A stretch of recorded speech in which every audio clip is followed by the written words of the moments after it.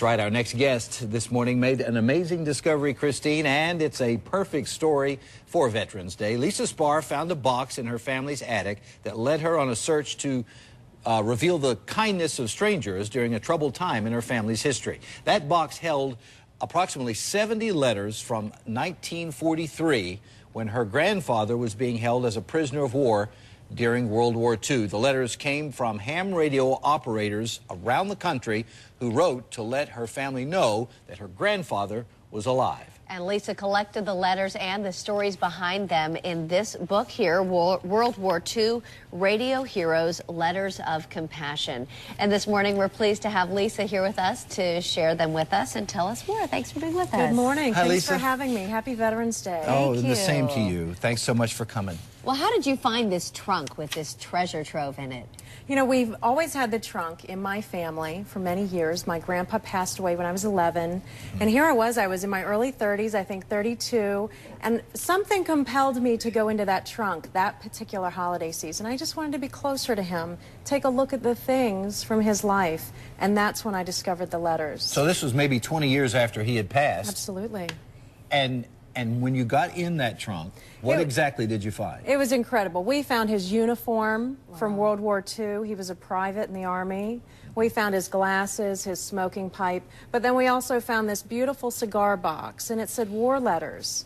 And inside were the 69 letters written to us from strangers all across the country, letting us know that he was captured and being held as a POW. And if I may, can I just read I want to hold a quick part of this one? It says, "Dear Mrs. Spahr." Now, this would have been to your grandmother. My great-grandmother. Oh, my gosh. So it was your grandfather's mom. Your grandfather's mom, then. I just heard the following message read over the radio by shortwave from Germany between 9 and 9:15 tonight. It came from Robert Spahr and was directed to Mrs. Martha Spahr. Route 2, Dover, Pennsylvania. Arrived safely in Germany as prisoner. Love, Robert. So that would have been this gentleman here, right? That's my grandpa, Robert Spahr, right there. And he was letting his mother know via ham radio that he was still alive. Or ham radio operators were letting her know. Which was it? It was shortwave listeners, men and women that listened to radios like this one. They heard my grandfather's name given as an American POW, and then they wrote to my great-grandmother. Gotcha. That's amazing. So overseas, they were letting these prisoners of war give these messages out.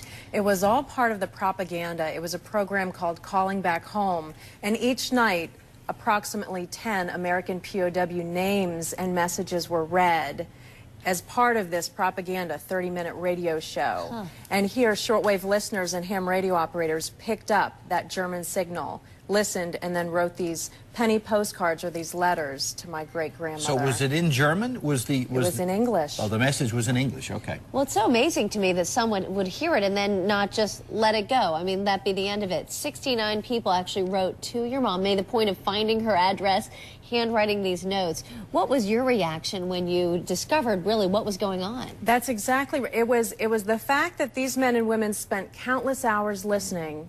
Then they took pen to paper to write a note to a woman they've never met, to a family they don't even know.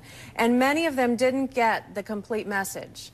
They didn't even get the complete address. Some of the envelopes said, "Postmaster, please find this boy's next of kin." Wow. That was really powerful for me. Yeah. I was so overcome by the 69 letters that I then felt a responsibility to try to find them. And you did. I mean, you located the letters. You talked to many of the people who had sent them. And the box, shortwave radio box. Explain that to us. How did you come by that? This is actually, there's a letter here. The postcard you're holding is from 16-year-old Flavius Jankowskis from Philadelphia.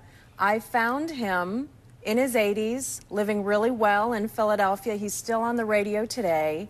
And when I met with him, he gave me this radio. This is the Howard 430 that he heard my grandfather's name on in 1943. Isn't that incredible? So what did these people, these relatives or Flavius, think when you contacted them all these years later? Well, it's really funny because I'm calling them up all these years later, and at first I'm trying to introduce myself, and they must have thought I was a telemarketer. I was trying to get money from them unusual. For something.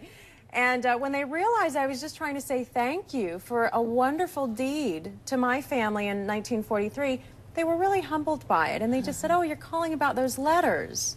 That was just something that was a part of our lives back then. Wow. They were very quiet about the recognition I was trying to give them. Was it emotional for you as... Very emotional. I could only read a few of these letters every night, and the rule was when I started to cry, I'd put them down. Yeah.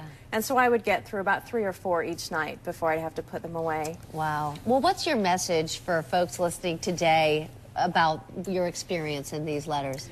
The greatest lesson I learned from all of this, and I'm so thankful to have learned it, is the power that we all have to positively impact another person. We don't even need to know them. It could be a penny postcard. It could be sending a note to someone you've never met, just sharing a kind word with them. We all have the ability to do that today, and I think that this has really touched me forever in reminding me of the duty and responsibility we have to take care of one another. Even complete strangers? Absolute strangers. I think there was the real power for me in this. Well, men and women, children, all ages, all states. It was really incredible. What a neat story. Lisa, thank you so beautiful. much Thank for you. sharing that with us. Thanks for having me. And you can see more of World War II Radio Heroes, Letters of Compassion by Lisa Spahr. We're pleased to let you know that this is in local bookstores now and also online.